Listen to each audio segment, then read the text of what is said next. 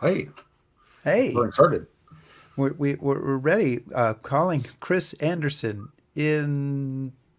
You might think that I was in London, but It in looks fact, like I'm not. London. It does, but I can promise you that I'm in some place that's a lot hotter, a lot drier, and I'm not wearing a sweater.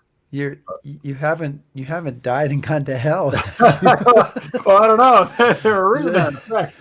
uh, Uh, well, anyway, everybody, welcome to History Happy Hour, brought to you with the help of Stephen Ambrose Historical Tours. And Chris Anderson's on one of those tours right now, so yeah. we're doing an encore episode where his essence is still in the studio, even though his corporal self is in Hawaii or some I think such how is it place. Hawaii? It's Hawaii, not Hawaii or yeah, Hawaii or Guam or someplace like that. And whether you're watching live or watching on replay or listening to the HHH podcast, thank you for joining us. And today Absolutely. we're going to be bringing back Daniel James Brown, the author of Boys in the Boat, to talk about his terrific book, more recent book, Facing the Mountain, about Japanese Americans in GIs in World War II. And Chris, it's not much of a cocktail today because we are recording this in the morning, but I am drinking some coffee in this really cool mug, which is, I don't know if you can see it, but I got it in Oxford. It's all Well, English boys' books.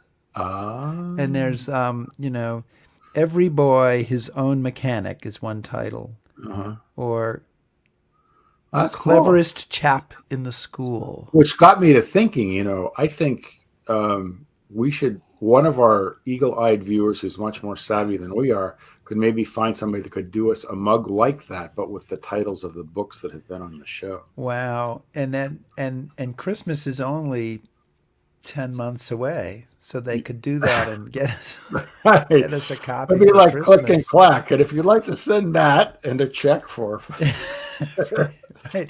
Oh, speaking of checks, we want to thank everybody who supports absolutely. us via Patreon, especially our top shelf patrons. And we have a new top shelf patron. Do you see Yeah, that right hand column I is moving do. down? That's Yeah. awesome. So Richard Topping as a top shelf patron. How appropriate, Richard. And you can become a top shelf patron or any kind of patron at patreon.com/history happy hour. We really do appreciate the support from people. So Chris, I think we can't really Go. call people out by name because we are not sure who's here. So if you're here, we're excited about it. Do post, tell us what you're drinking. We hope it's something good, and maybe we should just get this show underway. I think so.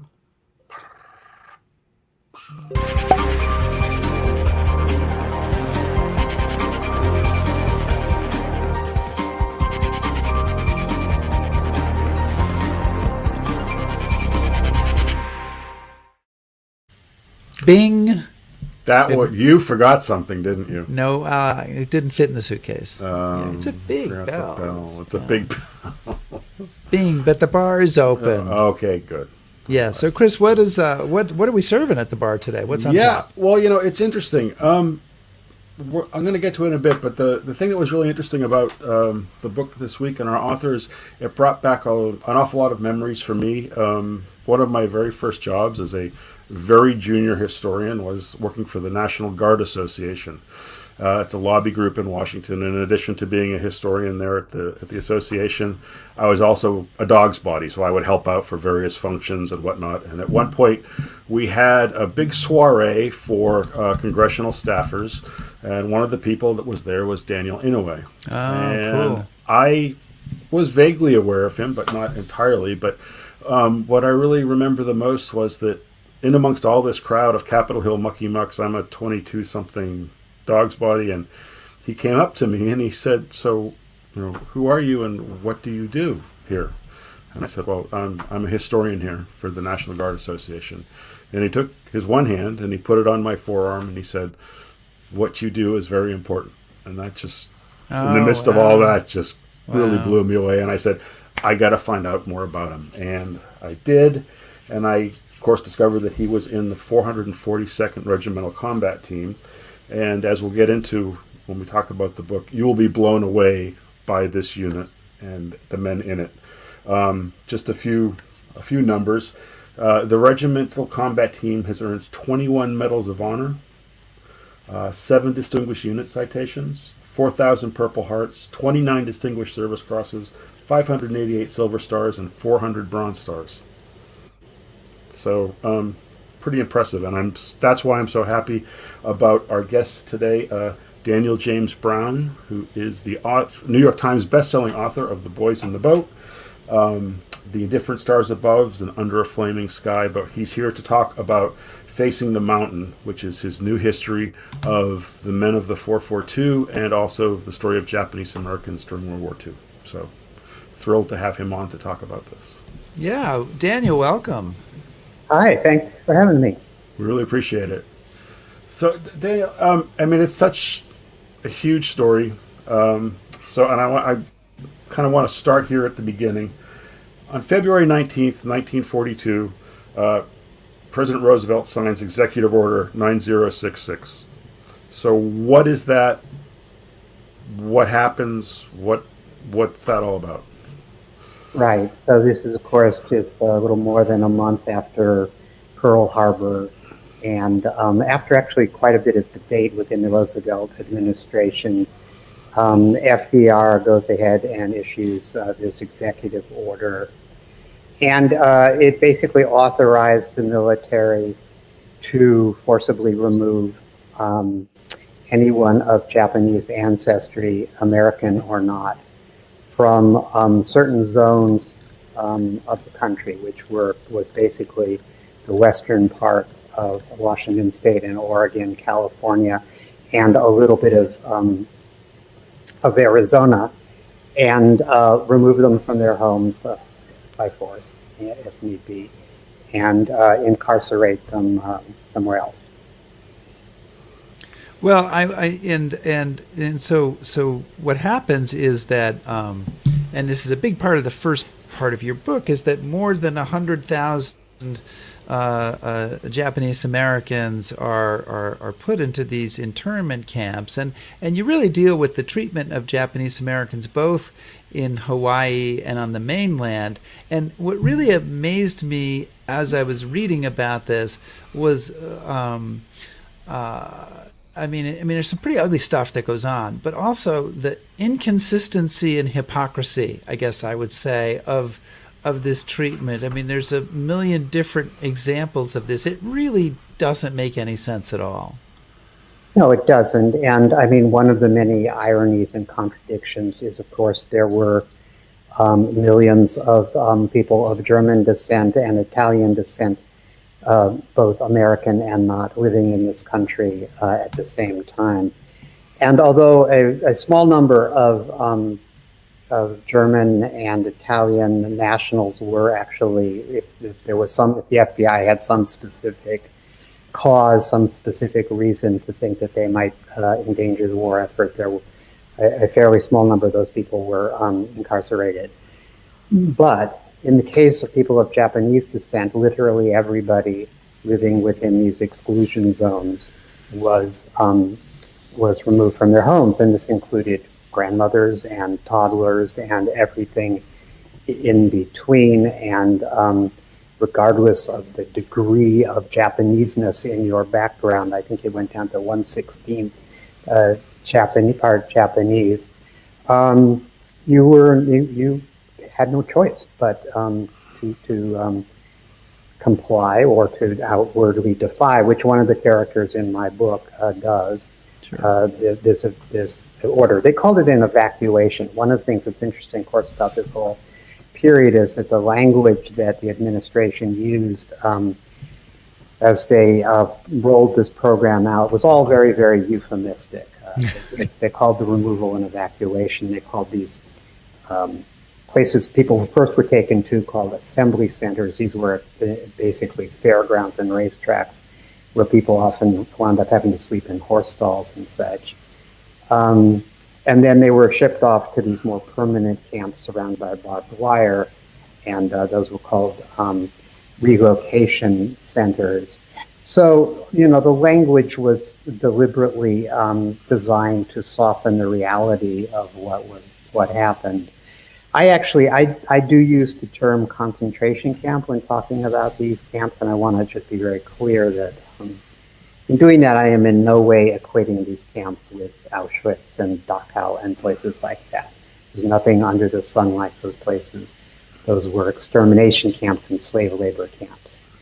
But FDR himself actually used the term concentration camp to refer to, before the war, what he envisioned might have to happen.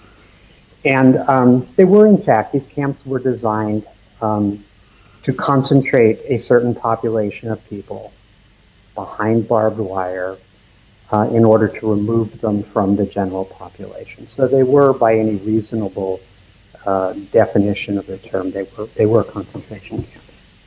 So Daniel, I mean, we have a vague notion. We're aware of the Japanese internment a little bit. I think it's taught a little bit in schools, but the immensity of it and the scale of it, I think, is shocking when you read about it in your book. And one of the things, well, two of the things I'd kind of like to get your thoughts on. One, what was the reaction of these Japanese Americans? I mean, they had become part of America, was their home, it was their society, and all of a sudden somebody knocks on the door and says, "You're coming with us." So I'm curious what their reaction to this was, and also what the reaction of Americans was to this. This is of other Americans. Of other Americans, excuse me. Of other Americans, because these are Americans being, I mean, the reaction was profound shock in most cases. I mean, and trauma, actually.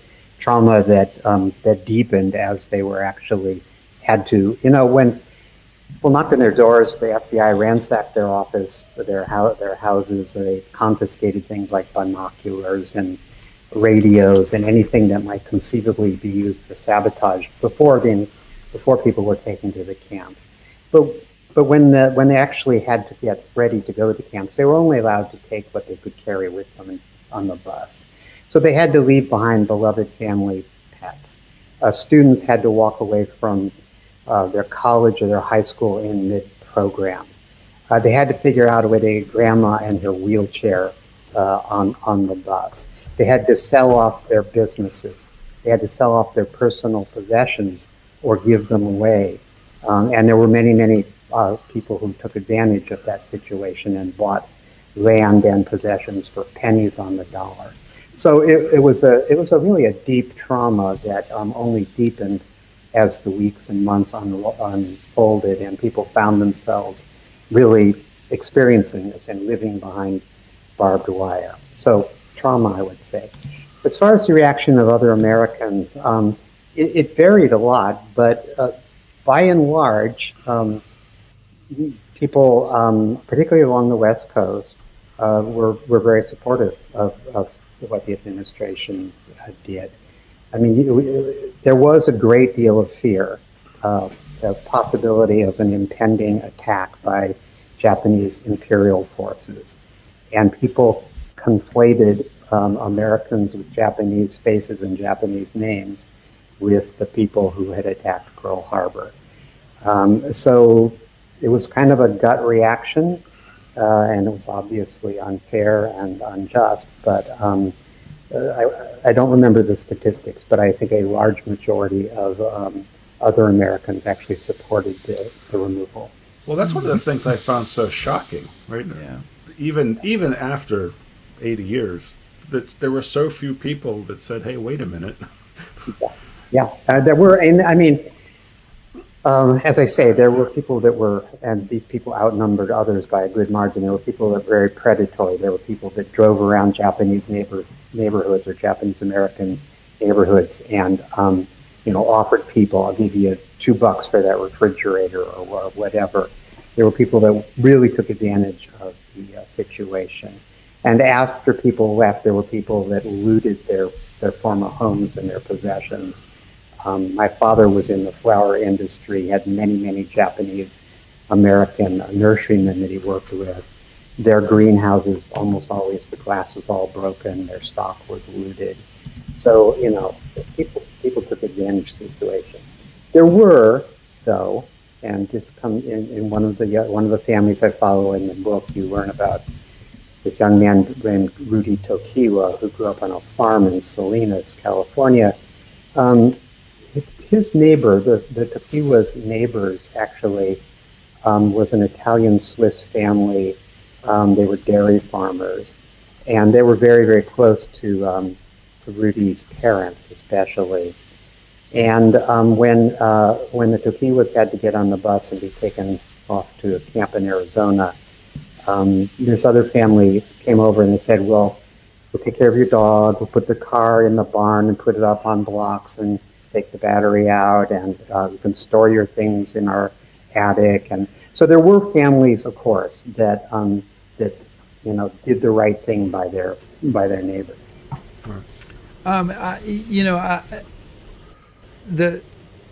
We'll move on from the camps in a minute, but it's such a searing experience. And the other thing, you talked about, well, there's a lot of fear, but when I was talking about inconsistency, I mean, for example, one might think then, well, we're interning people because we're afraid, so the people we're really going to be concerned about are the people in Hawaii, who, of course, are the people who don't get interned because, well, there's just too many of them and it's going to damage the economy. So, well, then, okay, doesn't that almost from the beginning kind of tell you that this policy is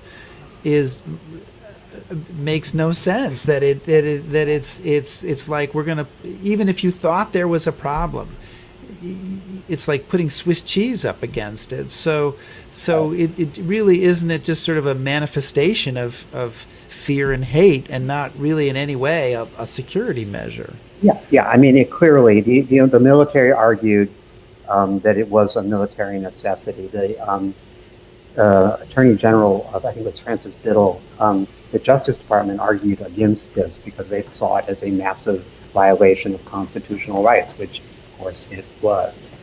In the end, the military argument prevailed with Roosevelt, and that's how it unfolded. But yes, it was basically based on irrational fear and loathing in the aftermath of Pearl Harbor. Yeah. Can I jump in with one more, Chris, before we get on to the 442? Because your focus is on 4 young men and their families, and 3 of them go into this amazing 442nd Regimental Combat Team, but the 4th one does not. He's in the United States. His name is Gordon Hirabayashi, and in some ways, I thought he was one of the most astonishing of all, because he fights his own battle here in the U.S. Sort of against this injustice, and does so with such aplomb and poise and almost ridiculous kind of confidence. Can you tell us a little bit more about him? Gordon Hirabayashi is a fascinating young man. He was a young man of very strong principles. He became a Quaker, and he was determined to live his life according to his principles. So one of the first things that happened to Japanese Americans in Seattle, which is where Gordon was a student at the University of Washington, a curfew was imposed, and anybody of Japanese descent was supposed to be off the street by 8 p.m. So one of the first things Gordon did was he began to deliberately violate that curfew, to deliberately stay out after 8 p.m. and to keep a journal in which he kept a record of occasions when he was violating the curfew. And then when the time came for Japanese Americans in Seattle to be rounded up and put on buses and taken off to camp, Gordon just didn't get on the bus. Instead, he sat down and he wrote this quite eloquent, actually, statement outlining why he thought both the curfew and the incarceration in the camps were unfair, and more than that, illegal and unconstitutional. And he took this statement and he went downtown Seattle and he walked into the FBI office there and he turned himself in and handed them the statement. They actually had already seen the statement because Gordon had handed it out to a few other people, and somebody had sort of turned him in advance. But anyway, he turned himself in. It completely flummoxed the FBI agents. They spent the rest of the day driving him around Seattle to different places, trying to get him to sign the form that would, a registration form that would allow them to take him off to camp. And, and part of this is, and he says, well, you can just take me to the camp. I'm not going to sign the form. You just take me. And they go, we can't do that. It's illegal. exactly. He said, "What's the problem? Put me in the car, take me to camp. I'm just not going to sign your form." And so they did not know what to do with Gordon. And so he wound up that night in the King County Jail, where he was for months. And then he was in and out of jail and prison through the war as he fought a legal battle all the way up to the United States Supreme Court. And I'll just one other thing about him that just was so amazing. And then Chris, I swear I'll shut up and let you talk. Is that at one point in this, and it's a complicated story, a wonderful story. At one point, he loses in the Supreme Court, and he has made an arrangement to go, because he's very good at negotiating with people. He's made an arrangement to go to a certain kind of prison camp, and there isn't one nearby, and they don't want to pay to transport him to the one in Tucson. So he says, "Oh, that's okay. I'll hitchhike." And they let him. And he hitchhikes to another prison camp where they don't know what to do with him. He sticks out his thumb, and he it takes him 3 or 4 days. Hitchhikes all the way to Tucson. He walks into the, I guess it's the sheriff's office in Tucson, whatever the authority was supposed to report to, and he says, "Well, here I am." And they didn't know who the heck he was, and they said, "We don't know who you are, and what are you trying to do, turning yourself in?" So he said, "We'll call these people in Seattle, and they'll explain it to you." And meanwhile, it was a very hot day in Tucson, so he went to a movie theater downtown, air conditioned, watched a movie, came back, and they said, "Oh yeah, okay, well, we can put you in." Okay, yeah, we'll arrest you now. Yeah, we'll take you in. Wow. So Daniel, so you have this horrific event that happens to these communities. They're taken away from their homes, their livelihoods, everything we've talked about. They're dumped in these camps because they're enemies of the state. But a year later, within a year of that action, the government stands up the 442nd. They create a unit of Japanese American soldiers. Can you kind of walk us through how they go from being enemy number one to... You have frozen on me on my end. Yeah, but you can go ahead. How they go from being enemy number one to suddenly we want you in our army. Yeah. So there obviously was an ongoing debate within the Roosevelt administration about this. I mean, we're talking about early 1943 now. The United States is trying to turn the tide of the war. They are still trying to draft or enlist or recruit as many able-bodied young men as they can. And they begin to realize that they've got tens of thousands of young Japanese American men, both in Hawaii and on the mainland, many of them on the mainland in these camps, many of whom are willing to serve, or are eager to serve, in fact. So finally, the administration reverses course, and they create this all Japanese American segregated fighting unit called the 442nd Regimental Combat Team. They had, just before that, they had created one from kids from Hawaii called the 100th Infantry Battalion, which was then incorporated into the 442nd. So all this happens early in 1943. And so young men in Hawaii particularly volunteered up in large numbers. And then young men along the west coast of the United States, or wherever they were in the United States, Japanese American young men began also to volunteer from the mainland, including quite a few who volunteered out of the camps. And they all wound up going to Camp Shelby in Mississippi, where they underwent basic training. It's pretty incredible that to me that anybody volunteered out of the relocation camps. We're going to imprison you and your family, even though you're an American citizen and your father has lived here for 30 years and built a business, and take away everything you own. And now would you like to volunteer for the United States Army?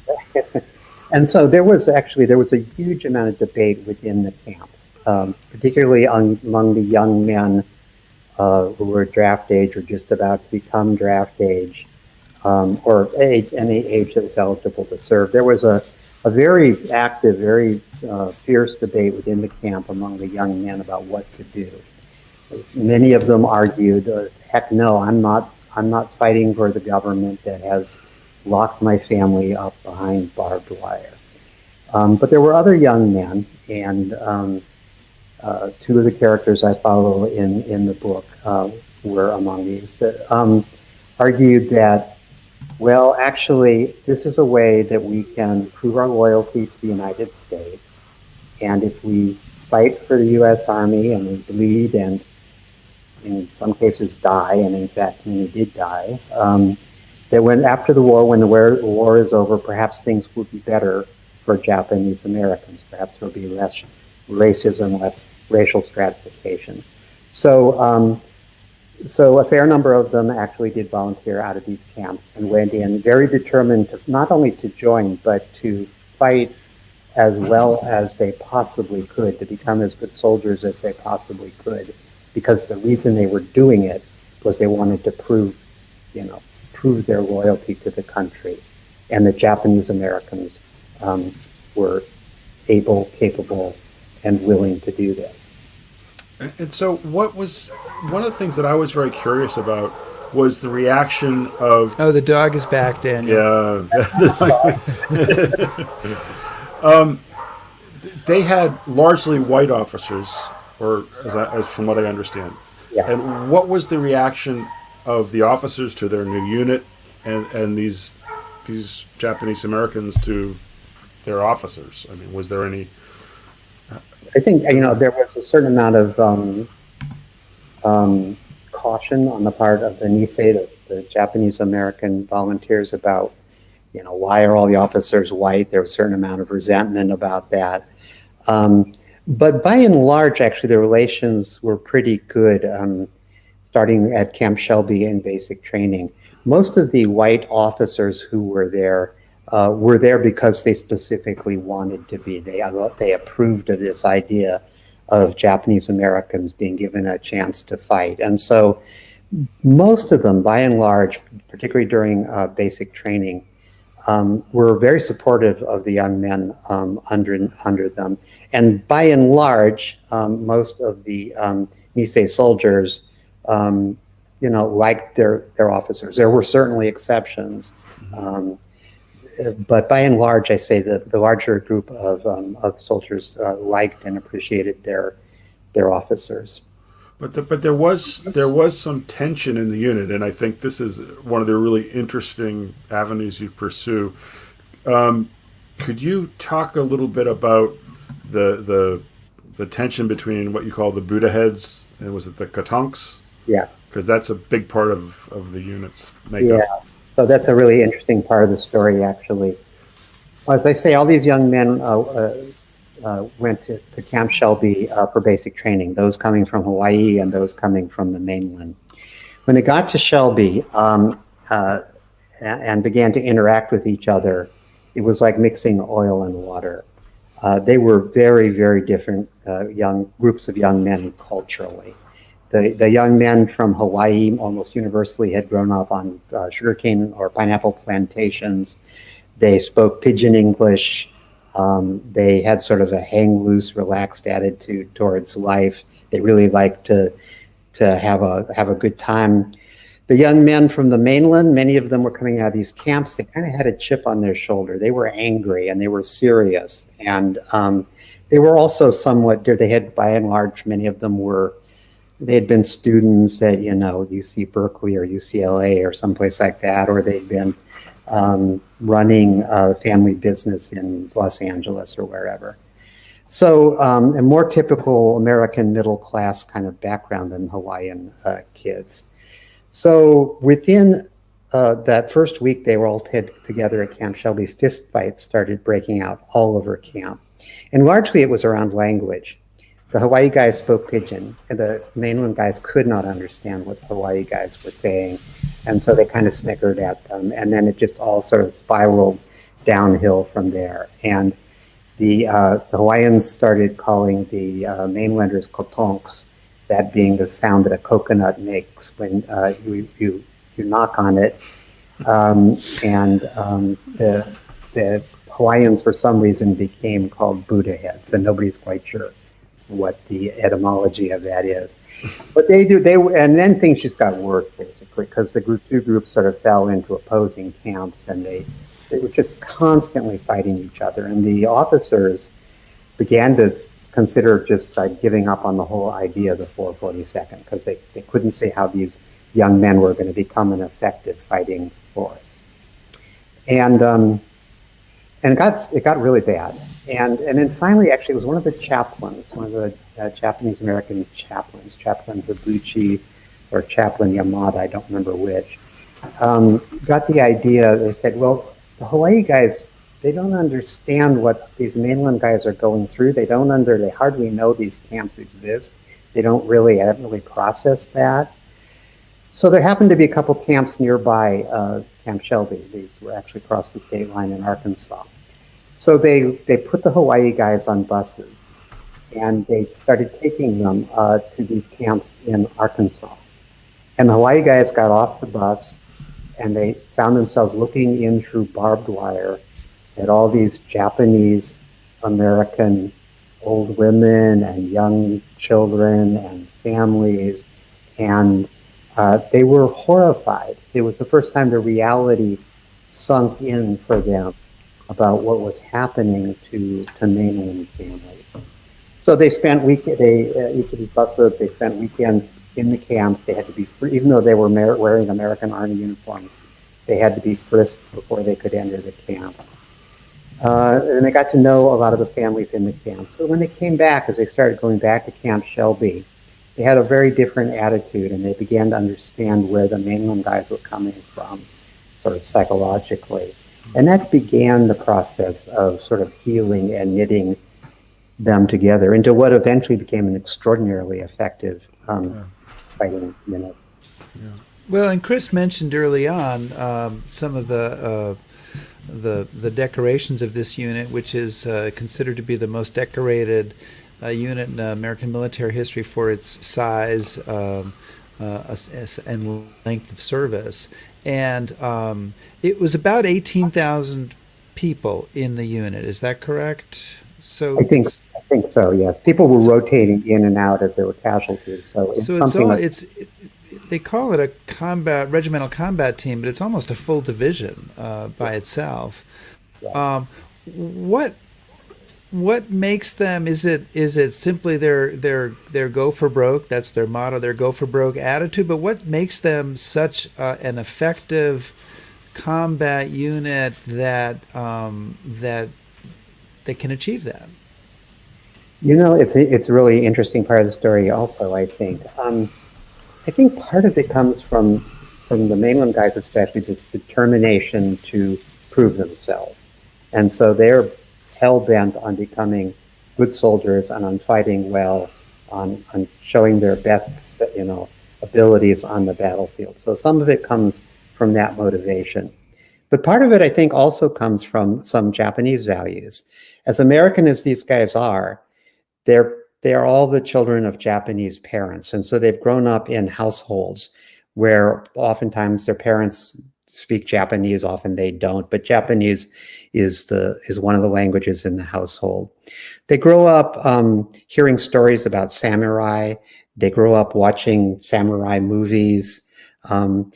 Almost universally, as these young men are getting on trains and buses to go off to join the 442nd, the last thing that their fathers tell them, their fathers pull them aside and they say, well, son, I fight well, fight for your country. I hope you come back uninjured.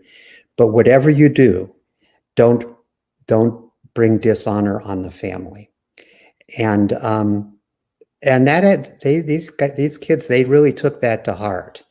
So when it came to really hairy battle situations, and there were a number of those where they had to charge into almost suicidal kinds of situations, they had that sort of tradition and that idea in their head that they were not going to display any kind of weakness or cowardice or in any way dishonor themselves, or more importantly, dishonor their families.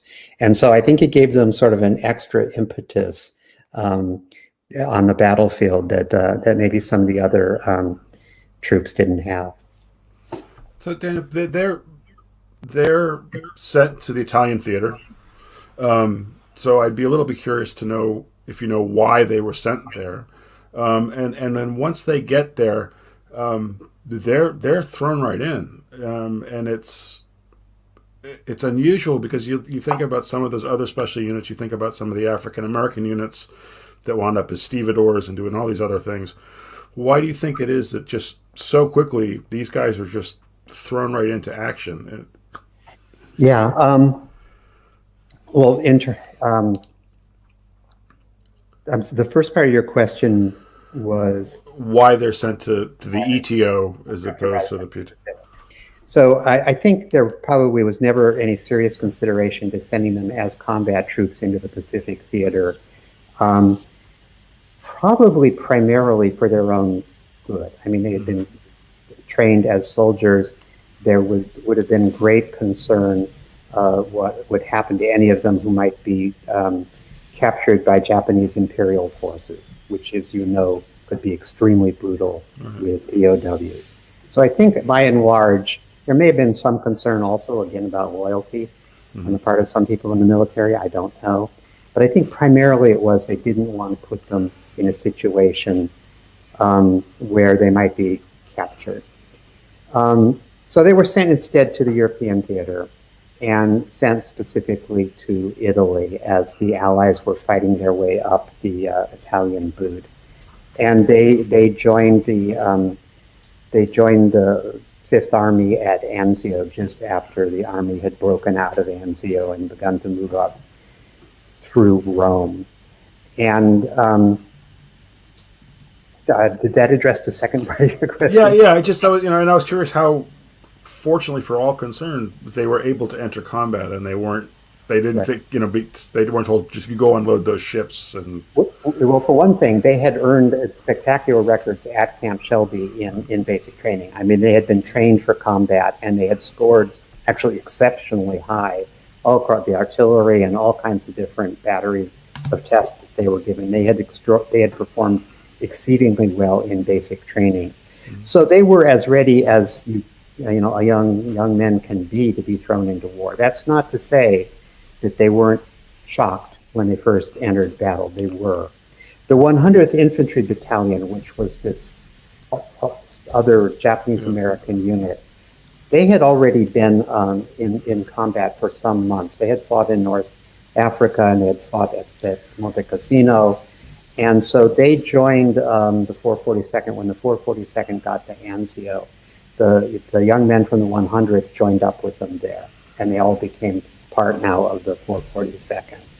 The 100th guys, because they had been in combat for some months now and seen, horrific fighting, particularly at Cassino, they were very battle hardened. And one of the things that happened was that they sort of took the 442nd men under their arms, under their wings, and sort of taught them what they could about how to survive in war. They themselves had experienced tremendous casualties in the first part of the war. So the 442nd guys sort of started looking up to the 100th guys as their older brothers because they had already had combat experience, and the 442nd guys, the 100th guys, began to teach the 442nd guys what they could about getting through this and fighting well. One of the if I knew one thing about the 442nd growing up or at any time, it's the story of the lost battalion, and it seems like every war has to have a lost battalion story. And Chris and I have been at the site of the lost battalion in World War I. They found them, and but this is they've gone through a lot of combat. They've gone through a very challenging baptism of fire that you described. They're working their way up these hillsides and this very intense combat in Italy against the German army. What is the story there? Can you tell us a little bit about that story of the lost battalion? Because I think it's one that really resonates. Right. So after fighting their way up the Italian boot up as far as the Po River, um, they were moved to northern France, to the French-German border, to the region of the Vosges forest or the Vosges Mountains, which is a dark, impenetrable forested area right on the French-German border. And by now they had accumulated quite a battle record, quite a reputation. So they were first given the task of liberating this town of Bruyères. This is as the Allies are beginning to close in on the German frontier now. They were given the task of liberating a village called Bruyères, where a railroad line intersected a couple of highways. It's fall, it's rainy and muddy and sleety and snowing sometimes, miserable fighting conditions. They fight for several days in very heavy combat and finally take this town of Bruyères. They then move on to a village called Bifontaine and another village called Belmont, a little deeper in the Vosges. And then they are told after days of combat to take a night or two to find a dry place to sleep and get a little rest. But on the second night, in the middle of the night, they are awakened and told to put their combat gear back on, that they're going back into battle. And what had happened is the commanding general of that division, General Dahlquist, had ordered a unit of Texas soldiers further into the Vosges, further out into the Vosges than he should have, because it hadn't been reconnoitered. And these Texans had been surrounded on the end of a long ridge line up on a mountain. They'd been surrounded by German forces, cut off. And for days, nobody had been able to get through to them. Dahlquist had sent one unit after another up the mountain to try to break through and get these guys out. The Texans were, many of them were injured. They began to die. They had no food to speak of. They had no drinkable water. They had very little in the way of medical supplies. So they were in increasingly desperate circumstances.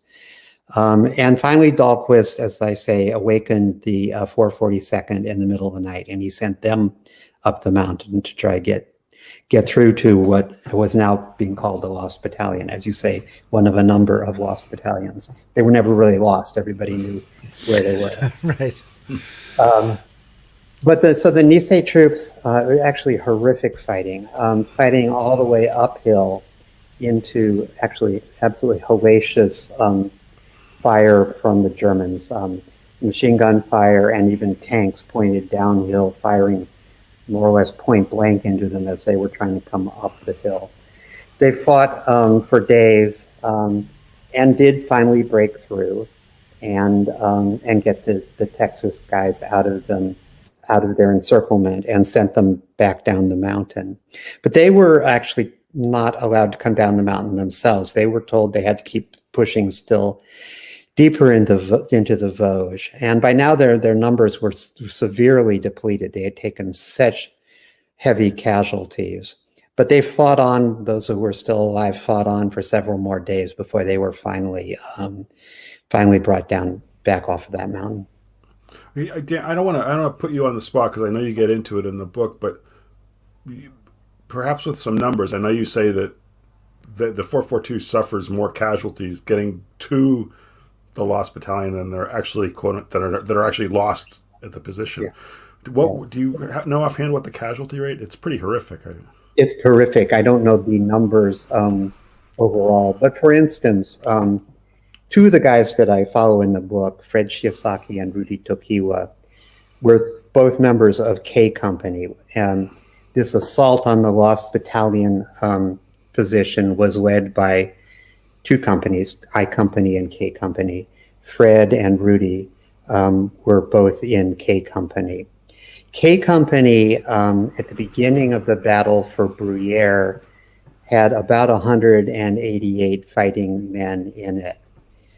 By the time they had taken Bruyères and Belmont and Bifontaine and then rescued the Lost Battalion and then were finally brought back down off the mountain, K Company only had 17 soldiers still able to fight. They had more than that alive, but there were only 17 who were still ambulatory, who were able to walk down off the mountain under their own power. And I Company, I don't remember the numbers, but I Company was even Yeah, it's worse. pretty bad. Yeah. Really, really hellacious. Yeah, you tell that awful story about, I guess after they're brought off the line, there's a review of some kind, and General Dahlquist comes up and basically chews out their company officers, and he says, "I want everybody here for this ceremony," and they're like, "This is it."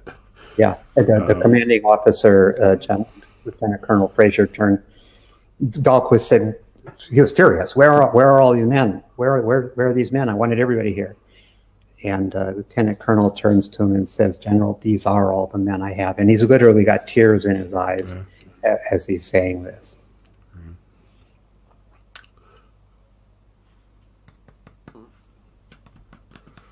So Rick. I'm on mute. It's once per show. Once per show. I have to do it. It's a part of my union contract to mute myself. I usually can unmute Chris before he starts talking, but it's myself that I forget about. At what point does the 442nd start to become known for what it's done? By other soldiers, by the American public, and when this starts to become known, does it, is it during the war? Is it really as the war is ending? Does it become something that changes anybody's mind about things, or have an impact that way? Yeah. So I think, of course, within the camps, there's these newsletters, and the people in the camps are getting constant news from the 442nd. But outside the camps, I don't think there's a great deal of publicity for the 442nd until the Battle for the Lost Battalion. And there actually was a newsreel crew that was up on that mountain as the Texans were beginning to come down off of it. So the newsreel footage from that was shown pretty widely, both in the liberated parts of Europe and also in the United States. So there began to be some awareness, I think, of the 442nd from the newsreels. That I have to say, though, it didn't broadly change American opinion, about Japanese Americans. The sad fact is that when these guys finally came home from the war, they were officially recognized. Truman had a ceremony welcoming them back, and there was, official welcoming and recognition. General Clark was very outspoken about what the contributions that they had made, but the general public, by and large, didn't take note of that.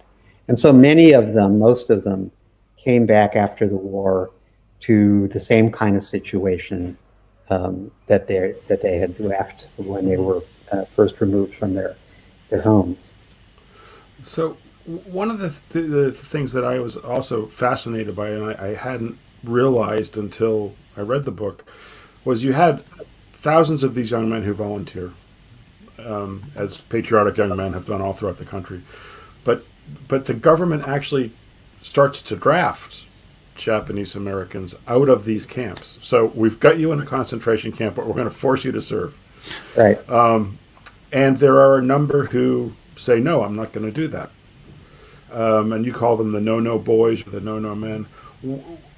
While the 442 is in Italy fighting and suffering, is there a tension between these two groups, or what is the attitude of these combat soldiers to these guys at home? I just found it really fascinating. Yeah, no, it is. There was a lot of tension. There was a lot of dissension within the camps, especially. The no-no boys, those who refused to be inducted so long as their families were incarcerated, were actually removed from whatever camp they happened to be in and sent to Tule Lake, which was run more like a prison than any of the other camps were. So they were segregated. And there was a lot of resentment from some of the 442 families, families who had lost sons in the 442nd in the fighting in Europe, did not at all like what the no-no boys were doing. The families of the no-no boys did not at all approve of those who had volunteered to fight for the American military, given the incarceration in the camps. So there were wounds opened by that whole dichotomy that I talked to all my Japanese American friends and sources for this book, and some of those wounds still linger to this day amongst family members, between families. It was a really hard thing to know what the right thing to do was, and people had to confront the young men, especially, had to confront a really difficult choice. Before we start to wrap up, I wanted to talk to you a little bit about the writing of this book. I mean, most of these guys have passed away at this point, as have most World War II veterans, which we're all very keenly aware of. And can you talk a little bit about your sources for information, and specifically about the Densho archive? Because I think it's really wonderful that while these guys were alive, that somebody made the effort to kind of collect these stories and preserve them for Daniel James Brown to come along and be able to write this book. Right. And not just me, but many people use the Densho archive. So this project started when I met a guy named Tom Ikeda in Seattle. And Tom has, for the last 25 years, been videotaping, recording the oral histories of Japanese Americans, mostly from the World War II era. So mostly people that were in the camps, or people that fought in the 442nd or the 100th. And he's collected all these hundreds and hundreds of hours of interviews and oral histories, and he's archived them, curated them, archived them, put them on his website, which is densho.org, and made them available for free to anybody that wants to get in there and start listening to these. That's actually how I got involved in this. I met Tom, he told me what he was doing. I went home that night and I started clicking through and listening to some of these stories, these firsthand accounts. And I was just mesmerized. I mean, I'm a person that's all about story. I really like good stories. And there were so many of them there. The problem was going to be narrowing it down. But they were the kind of stories I'm really drawn to. I mean, actually, in some ways, kind of like my previous book, The Boys in the Boat. It was about young Americans confronted with really challenging situation and how they dealt with it. And the sort of these basic virtues that generation of Americans, many of them had, this kind of earnestness and perseverance and resilience, and willingness to pull together to get through something difficult. Those same themes were in a lot of these stories of Japanese Americans that I was hearing and listening to. So I started working with Tom, and over the next couple of years, we narrowed it down to these 4 young men and their families that I follow. And of course, I used all his materials from Densho. But then I whenever I could, I talked to the family members of the young men I was writing about. So I wound up going to Hawaii and spending a lot of time there with the Katsugo Miho's family. Was one of the 4 guys, and also did a lot of traditional archive research. The University of Hawaii has a huge collection of material about the 442nd. So I spent a lot of time in the archives at the University of Hawaii and the Japanese American National Museum in Los Angeles and places like that. So a lot of traditional research also, but mostly firsthand accounts and talking to family members. And in one case, Fred Shiosaki, one of my 4 guys, was still alive when I started this. So I was able to spend a lot of time talking to Fred. So Daniel, given the shocking injustice that was done to this community, and given the performance of this combat unit during the war, when or how long did it take for the government or America collectively, or however you want to phrase this, for the light bulb to go off and say, we're awfully sorry and we'd like to recognize your heroism? Did that happen soon after the war? Did it? Yeah. How did that evolution happen? it took decades for that to happen, and it really only happened because there was a concerted effort within the Japanese American community, and particularly among a lot of the veterans of the 442nd and their families, also families that had been incarcerated in the camps. There was a determination that this was a wrong that should be acknowledged, that there should be some form of apology for it, and some form of redress or reparations. And it wasn't, so people worked on it for decades. It wasn't until the 1980s that finally, largely through the work of Nisei veterans who physically went to Washington, D.C. and prowled the halls of Congress. Rudy Tokiwa was one of these guys who, on crutches, was walking the halls of Congress, lobbying individual mostly congressmen at that time, to come up with some form of apology and some form of redress. And finally, Ronald Reagan actually signed a formal apology. I think it was in 1988, and then the government began processing payments of $20,000 to each individual who had been incarcerated in the camps, which, in the mid-'80s, $20,000 was a significant amount of money, but it wasn't enough money to cover the loss of your business for decades and all that. So, but it did happen, and it was actually, Tom talks a lot about this when we talked together. It was actually very significant, even though it was something of a token thing. It helped the community a lot to feel that there had been something done, something formally acknowledged, and it helped a lot of people move on from that point. Well, we've barely scratched the surface, but what a terrific book. And Daniel James Brown, thank you so much for joining us to talk about Facing the Mountain, a true story of Japanese American heroes in World War II. Really worthwhile, and we so appreciate your being here. Thank you so much. Thanks for having me, guys. Thank you. Good luck with it. It's wonderful. Yes, highly recommended. Take care. Ooh. So terrific guest, and I kind of can't wait to see what his next book might be about.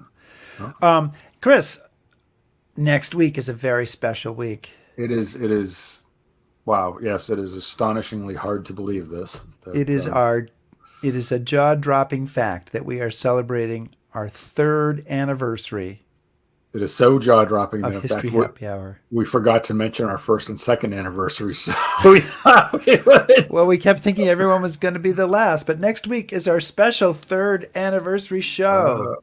Yeah. Balloons, Chris. I like it. I like it. So we're going to have some highlights from 3 wild years of History Happy Hour. What are those highlights going to be? Don't know yet, but we got good people working on that, and they're going to, the crack production team are in an array of edit booths right now, cutting tape and film and splicing it all together to make this amazing 3rd anniversary show. But it's really cool, and we're excited about it. We hope you'll join us, and we're so grateful for all the people who've dropped in over the last 150 odd weeks. Well, I mean, if you've often sat back on a Sunday and said, "Why they've stolen all these Sundays from me," now you can go back and review all the hours we've taken from your life on history. Wow, yeah, and or all the joy we've brought you. I would have definitely gone there myself, and not with stolen hours. But, oh yeah. And anyway, please subscribe to us on YouTube, follow us on Facebook, shout at us on Twitter, listen to our podcast, back us on Patreon, and browse historyhappyhour.com. Wow, I did that really well. Thanks very much, everybody. Be safe.